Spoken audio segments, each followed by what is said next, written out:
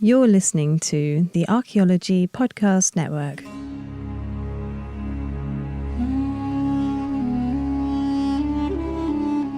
You're listening to the Rock Art Podcast. Join us every week for fascinating tales of rock art, adventure, and archaeology. Find our contact info in the show notes and send us your suggestions.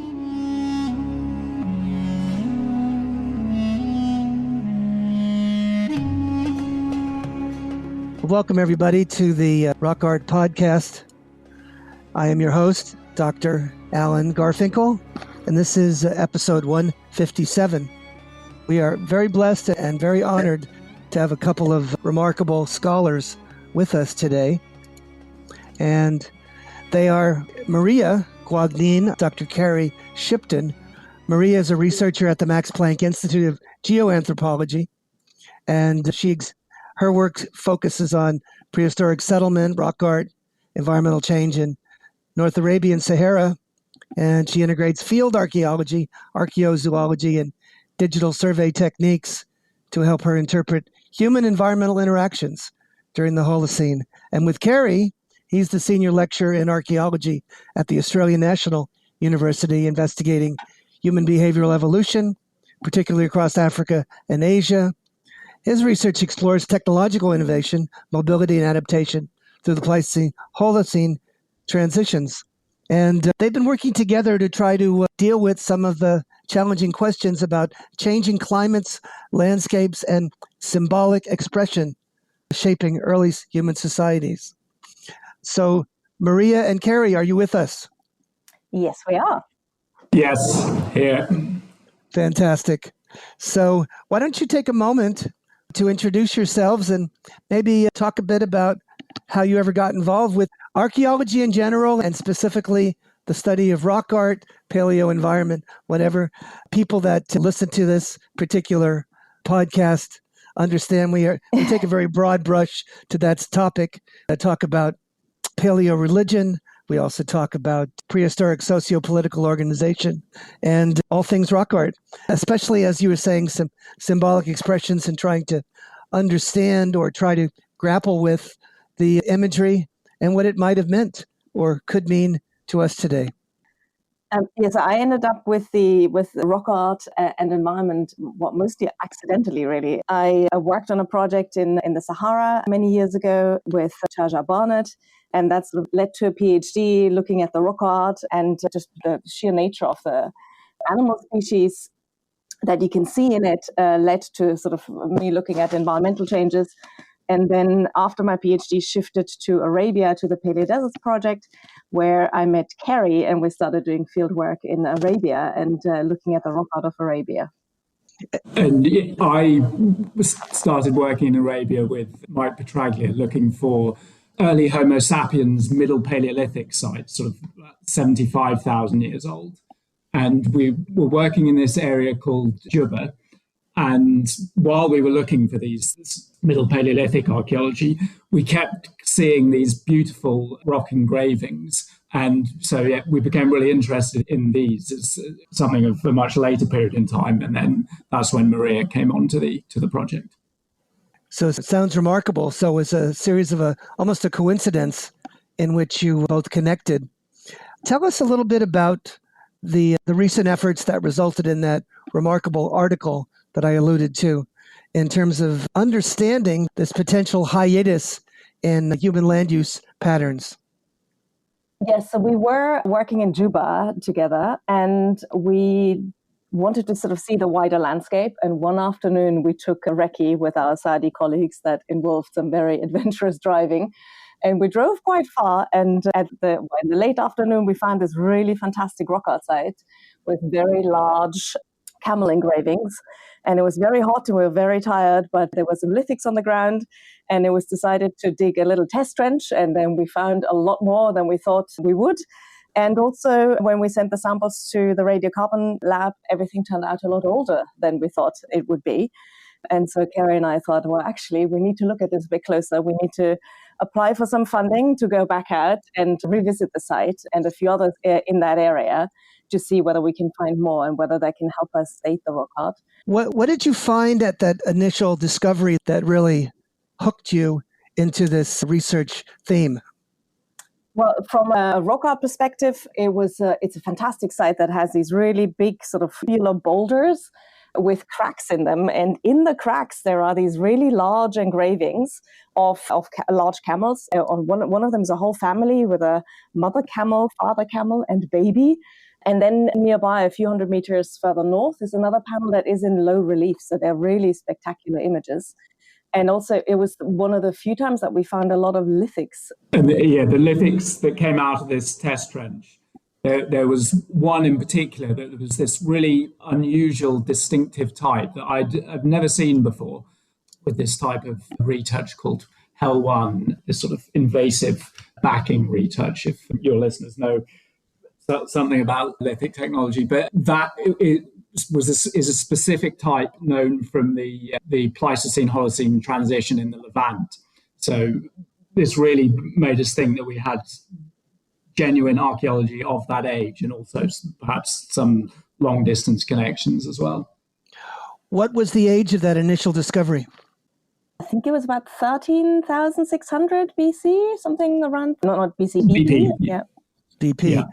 And that was in this window of time that heretofore scholars, rock art scholars, anthropologists, archaeologists believe there was a considerable hiatus in human use of this area, correct? Yes. So we have Middle Paleolithic occupation going down to about maybe 60,000, 65,000. And then there's nothing really until you get to the Holocene humid period, or we previously believed that. The Holocene humid period is this period from about 8,000 to 5,000 years ago, when Arabia was much wetter than it is at present. And then there is, at least in the sort of second half of that period, there's a lot of evidence for human occupation. But before that, there's just this big gap in the record when Arabia seems to have been hyper-arid. Amazing. That's really very interesting. What were the steps involved in trying to deal with this rather enormous problem, this research theme that you had? What did you have to do to sort of wrap your mind around this and deal with some of the many aspects of this problem?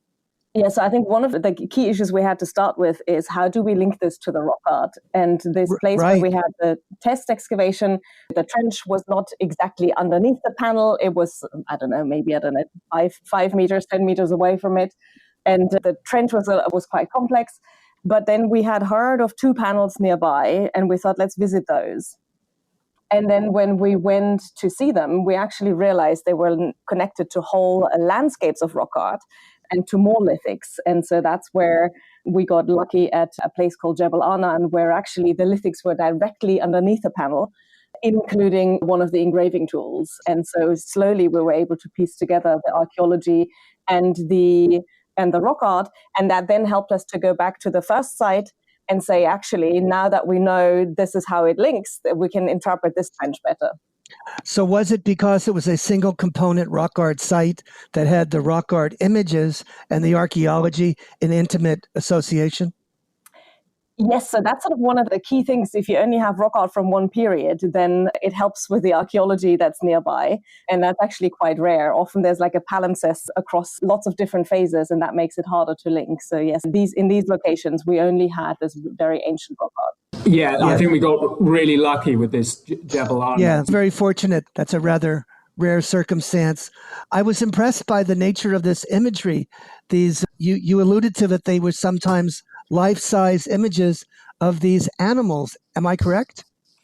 Yes, yeah, they're absolutely massive. They are the size of an actual camel, really, and Wow. they are some of them are more than 2 meters long.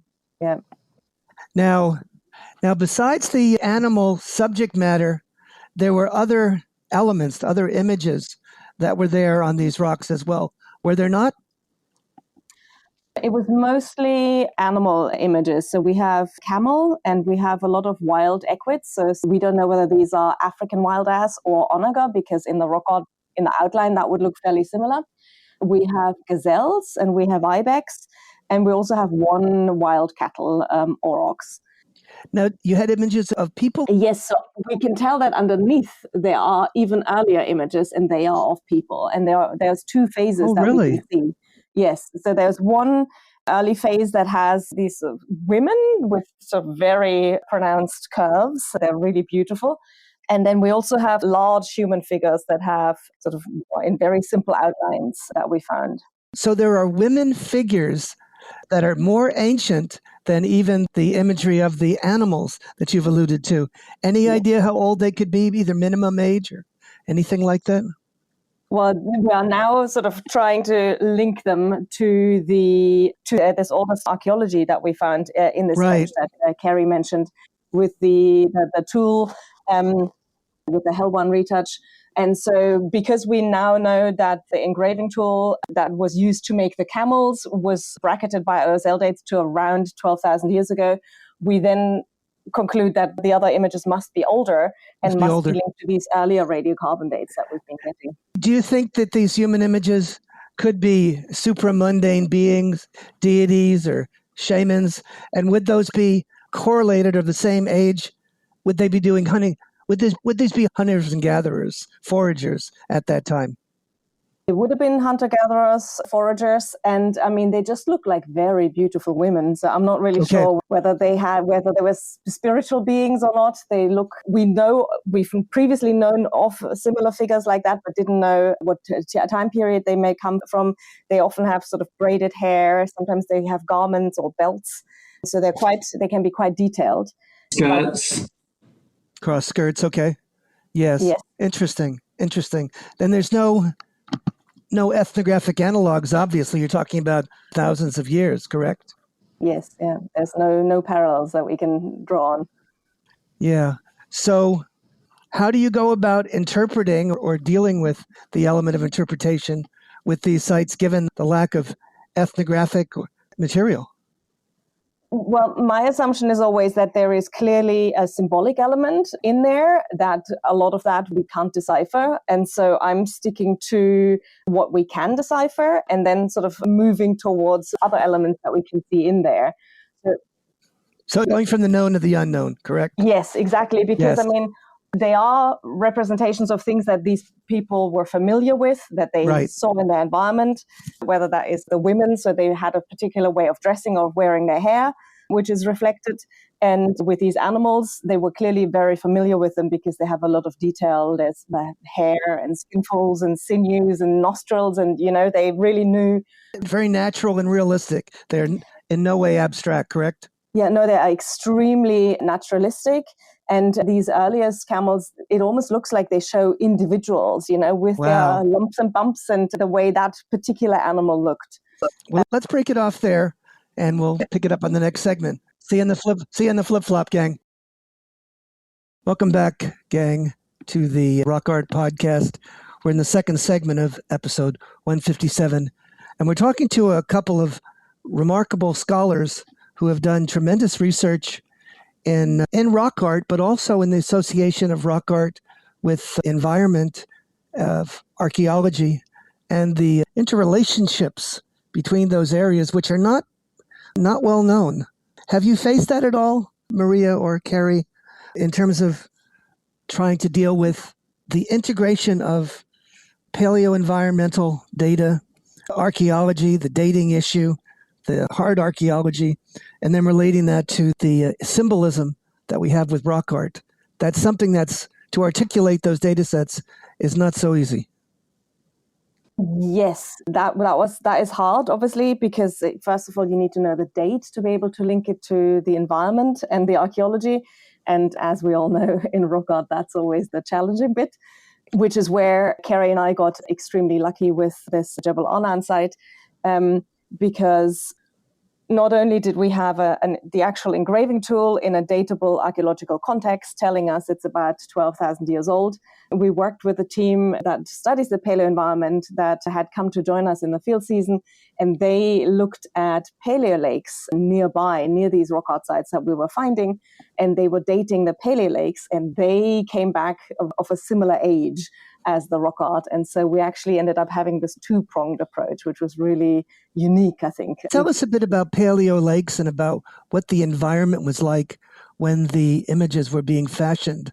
What is a paleo lake, and what kind of environment were these foragers, these hunter-gatherers, dealing with? So this is actually quite tricky because this is really the first data that we have of this period. So we know that in the Holocene humid period, which is linked to the Neolithic and is a few thousand years later, that there was more rainfall in Arabia and there was more lakes and more vegetation, and that enabled cattle herding. But we're in a period before that is sort of much more desert-like. And we know that at the end of the Ice Age, the last glacial maximum was extremely arid. And all of these deserts, the Sahara as well as Arabia, they expanded, they became really inhospitable. And so when the period that we find this rock art in is really the first period once this hyper-aridity has ended and we're returning to normal desert conditions. And when there is rainfall, the water pools in sort of surface lakes, shallow lakes, really like large puddles. And when that evaporates, they leave these sediments behind. And then when that happens every year, you get a whole accumulation of sediment. And that is basically what our colleagues dug through and dated. And so they could really date when this sediment from these surface water collections started accumulating. And that luckily coincided with the rock art. Do the paleoenvironmental people agree with sort of the faunal inventory that is seen in the rock art imagery as being possible and probable in terms of co-occurring with the mesic environment they're talking about? Yes. So from what they can tell from the sediment is that there's not a lot of signs of vegetation. There's no organic remains. And okay. So their interpretation was that this was still a desert landscape. It wasn't that vegetation was well established or anything like that. So fairly arid still. And this is what we see in the rock art. So we see wild camel, we see ibex, we see gazelle. So we see this really typical desert fauna. Right. Extremely arid environments, correct? Yes, with the one exception of the one engraving of a wild cattle that we have, because they are obligate drinkers. And so that is the curveball so far. What is that one doing in that region? Right. Is that an exceptionally wet period? Or did these people travel to somewhere that had more water during maybe the dry season and then came back and recorded that image? That's something we don't know yet. And I think one of the really interesting things about the paleoenvironmental evidence is, as Maria is saying, there's not much organic evidence from these lake deposits. And so the environmental team concluded these were ephemeral lakes, probably seasonal. And then in the rock art with the camel images, that also looks to have an element of seasonality to it because they depict male camels in rut with these big throat sacs that they have to make this sort of mating call. No, that's fascinating. That's really very interesting that they would actually have a gender on the animals and be able to talk about the seasonality. So you said there was the time when these camels were in a rut period, correct? Yes. So the problem is that the wild camels are extinct, and the only studies that we have are of feral camels in, mostly the Sahara, really. Right. And these studies have shown that camels always time their mating season with the wet phase locally. Sure. And so if you move the camel to a different area where the wet phase is at a different time, apparently they change their mating season to coincide again with the rains. And so it's quite interesting that they specifically show the mating season in these male camels. They all have this like really bulging neckline in the engravings. And what is that from physiologically? Why do they have that bulge? Do we know? So male camels, they have a soft palate piece that they inflate that hangs out of their mouth. It's called a dula. It's not a pretty looking thing. No, it's not a pretty looking thing. It's absolutely disgusting watching them, but it's amazing. Yeah, but the dula itself is not shown in the rock art. But in order to inflate that, they strain their neck muscles. So they inflate like a lot of air into their neck. And at the same time, they make this rumbling noise. And all of that together really makes the neck bulge. And I think often when you hear camels making these noises, you can see their inflated neck. So I think the dula extending is actually a very small percentage of time that happens. Most of the time, you get the sort of bulging neckline sort of in the build up to that. And that's somehow what they chose to show in all of the rock art. And that's either some attraction for a female, is it? Or something like that? No? That is the interpretation, that the females are attracted to this, yes. Okay. And then, interesting. And that would be the time that they'd be attracted by the water because there'd be aggregation events and, situations where they could get together. Fascinating. So, and camels, as you said, make up the vast abundance, the lion's share of this imagery, correct? Yes, yeah, most of them are camels. I can't remember what proportion, but I think I would say it's probably more than 80% is camels in that period. So Now, clearly a fascination with this animal. And I wonder whether this sort of is not just about the mating season and the wet phase, but maybe even, I mean, my association would be, if you imagine these hunter-gatherers living in this desert environment, there might have also been some fascination with the camel's ability to survive in these areas. Exactly. And it might have something to do with reproduction, fertility, revitalization, seasonality, all of that and much more. You said there were ibex also represented. Yes. Now, were they distinctively represented in any way? Was there any sort of, canon for the way that the ibex was rendered or no?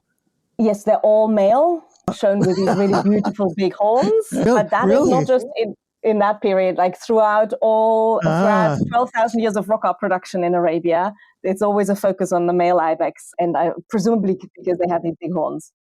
Fascinating. Very amazing. So tell me a bit more about your adventure in trying to get these sites documented. It must have been very challenging. You're out in an area that's very dry and there's no resources. Was it very challenging to even conduct research in these areas? We work with the Saudi Heritage Commission, and some of their staff are fantastic drivers, and they've grown up, driving over rocks and sand dunes. Yeah. And that's been really helpful because Lanan was quite involved off-roading to even get to that location. Right. And we knew about the one panel that somebody had reported, and there was the actual site itself we could see had been damaged. An enthusiast had dug up the sediment because the sediment had partly covered the camel engraving, and somebody had dug that up to reveal the legs of the camel, and in that process had destroyed the ancient archaeological site, luckily leaving enough sediment undisturbed, so we were able to find the engraving tool and date it. And then we looked around to see whether there's more lithics on the ground and whether there was more rock art. And one of the Saudi colleagues it was in an embayment, and at the back there was a boulder, and he just climbed behind that boulder. And then he realized this wasn't like a closed off embayment. There was actually a little passageway leading off up the mountain from there. And as you go up, it leads to a water hole, one of those deep crevices in the rock where water pools for long periods. And all of the rock surface around it were completely covered in more of this rock art. And really the whole gully all the way up the mountain was flanked by these really big rock art panels on either side. And then we looked at the satellite image and discovered that actually this is a shortcut across the mountain, and on the other side is a paleo lake. So it was really connecting the lake and the water hole, and it was marking the passage with. So it's certainly a study in landscape archaeology. Absolutely, but it did involve a lot of climbing.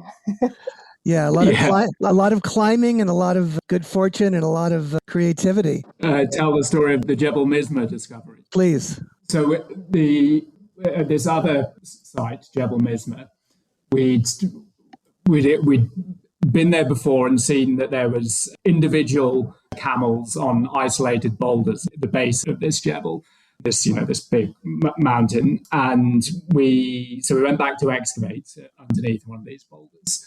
And behind on the cliff, there was this huge cliff face with these beautiful vertical rock faces. And we looked at it and were like, it's a shame they never do those engravings high up, because that would be absolutely perfect. And we were there digging away on the first morning working at this site. And one of a labourer who was helping us, a Sudanese guy called Idris Saleh, who had a really good eye for spotting the lithics in the sieve. And he kept pointing up at the cliff face and saying, Jamal. And I was like, no, there's nothing up there. We've looked there already. There's no Jamals on that cliff. But he was very insistent. So I had a second look. And just as the light was, this would have been lo and behold, there they were. 10 in the morning, just as the light was coming round the rock face, the oblique angle suddenly just picked out the cliff face was completely covered in these life-size camels, like a whole herd of more than a dozen. Yeah, that really is something that only rock art people know about, because you can't see anything at certain times of day if it's too bright, or if it's rained, they're gone. Yes. Yeah. Yeah. So it was just visible for these about 2 hours after that, and then in the afternoon sun, you couldn't see them at all again. And that word, does that word mean camels? Camel? That word is the Arabic for camel. I love it. Well, let's close this one down and pick you up on the flip-flop. Hey, out there in podcast land, this is your host, Dr. Alan Garfinkel, with Maria and Ceri, and we're talking about their research that they've done in some of the driest places on Earth, and how rock art and environmental studies and also an understanding of prehistory and archaeology all blend together. So, Ceri and Maria, take it away. Yeah, one of the sort of the most striking things to me about this rock art is its scale. As we've been saying, these camels are life-size, and there are dozens of them, and the entire body has been engraved. So it must have taken a lot of effort to do. And on this cliff face I was talking about on Jebel Mizma, it must have been very risky as well, because the ledges which they're standing on are less than a meter wide. So yeah, I think there's a real sort of conspicuous effort that's gone into this art, and that's the really striking thing about it for me. And I suppose the model I have in my head, linking back to the seasonality in the camels and the lakes, is that these are perhaps sort of seasonal gatherings of people coming together when it's the wet time, when the landscape can support bigger groups of people. And I think we kind of have some evidence to support that from the archaeology, because at Jebel Arnan we have obsidian, which has been brought from around 200 kilometers to the south from a volcano called Kaibar, and a volcanic region called Kaibar. And we also have marine shell beads, and the nearest sea is over 300 kilometers away. So we've got material being brought in from a long way to these sites, perhaps as part of some sort of seasonal get-together during which this rock art is created. Maria, what do you think about all this? What's the most important thing that our listeners should take away from your spectacular amount of research and the way it was done, and some of the major contributions that are being made to our understanding of prehistory? Yeah, I think I agree with Ceri. To me, one of the elements is a scale, and it's really hard to even bring this across in publications, how big they are and how much they would have marked the landscape.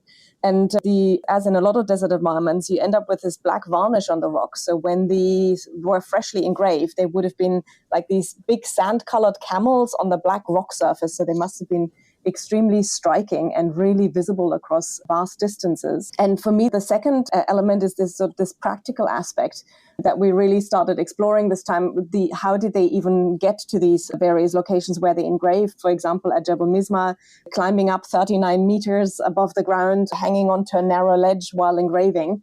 And the fact that we were, finding engraving tools. And for a long time, I didn't even know what an engraving tool looked like. It wasn't until we worked with a stonemason at the camel site a few years previously, who picked up a few, rock tools and went, I could engrave something with that. And I thought, wow, I imagined something a lot more sophisticated, when actually a lot of the time these are just sort of angular rocks that they brought from somewhere that has sort of slightly harder rock, and then use that to engrave the sandstone until it looks like a beautiful camel.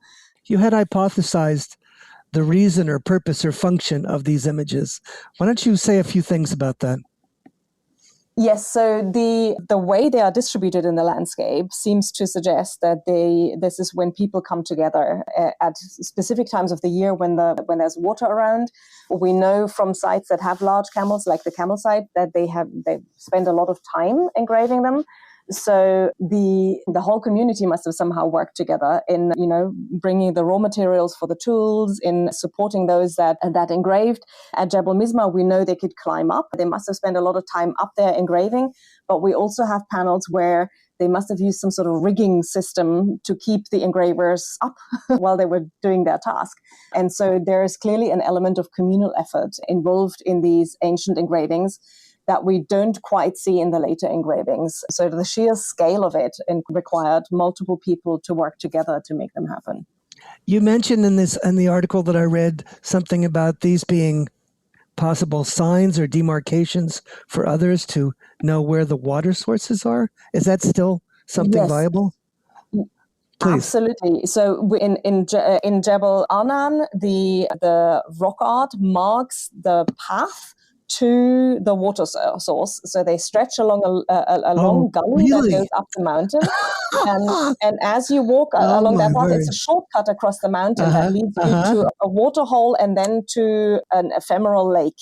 And your path is flanked by these life-sized camels on each side and by some wild equids.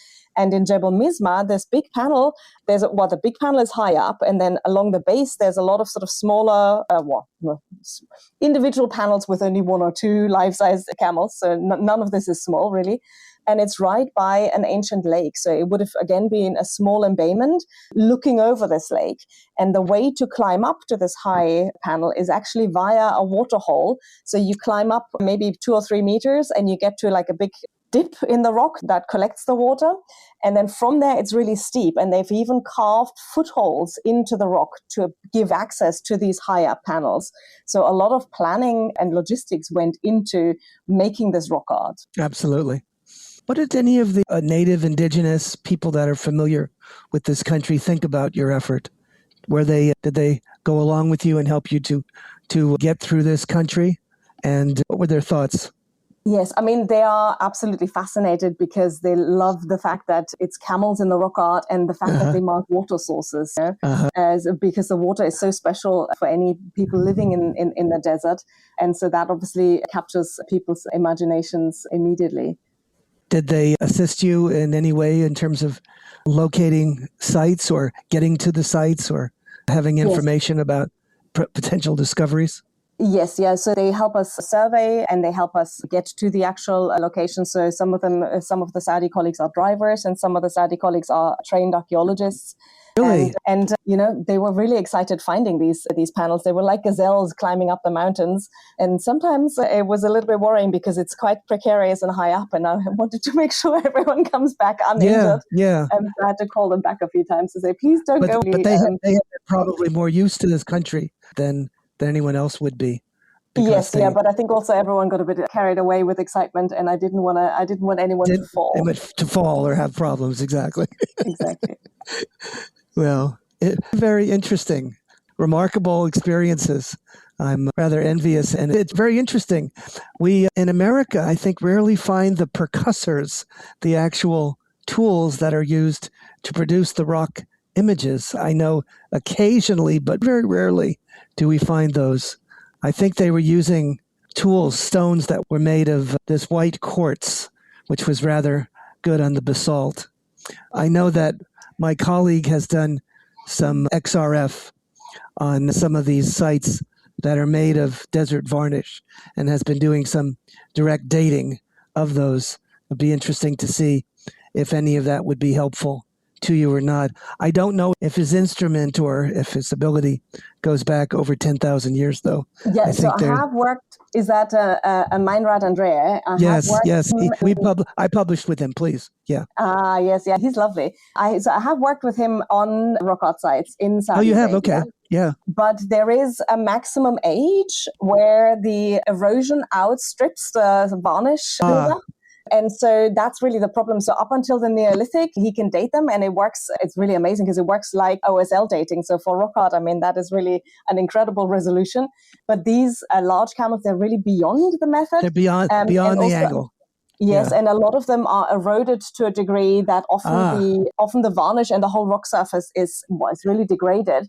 And so the only way you can see them is with the glancing light, Ceri had said. But yes, you really need that. You really need a special way of photographing them as well. I guess if you could use some of that light that glances off of it and then cover it in terms of having, get the sun off of it. I know I have had that same problem with some of these very light scratching that's done in the late prehistoric and historic times by women called numic scratched. You can't see them.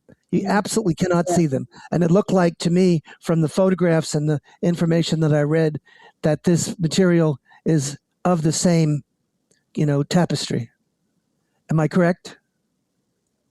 So the engravings themselves are quite deep, but because they are so eroded, often you can only see them in optimal light conditions. So the big panel that was discovered by the laborer, what we ended up doing is having to come back in optimal light conditions and fly a drone to record it because it was so high up. Because ideally what I'd love to do is do some night photography, but because a lot of them are in high up location, there is absolutely no way you can get up there with a light. So we had to wait for the sun to be in the perfect angle and then use a drone. Yeah, that's hard. Well, I think that's it for us. This was a remarkable conversation, and I'm honored and blessed to have Maria and Ceri with me and to talk about their work. And thank you so much, Maria and Ceri. Thank you. Thank you. See you in the flip-flop, gang.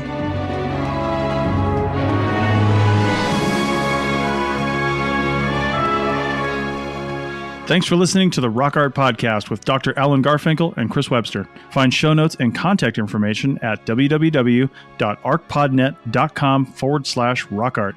Thanks for listening, and thanks for sharing this podcast with your family and friends.